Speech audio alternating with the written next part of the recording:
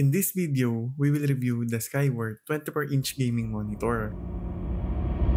In terms of display, 1080p Full HD resolution with 180Hz refresh rate, 1ms response time, and IPS panel. Plus, may adaptive sync na sobrang useful pagdating sa fast-paced games dahil it can eliminate screen tearing, stuttering, and input lag. For color reproduction, accurate, magagamit mo for photo and video editing. Okay din for watching movies dahil HDR10 supported. About sa design, thin bezels and hexagonal base. Sa likod, BESA compatible and ito yung available ports. With 5-way joystick to navigate the settings of monitor. So nandito yung settings for brightness, HDR, and modes if for gaming, movie, and FPS. Pwede mo rin i-customize yung color temperature, adjust gamma, turn on the blue light, and choose kung anong preferred mong color space. For game settings, ito yung options. For accessories, we have user's manual, power adapter, DisplayPort cable, stand, and base.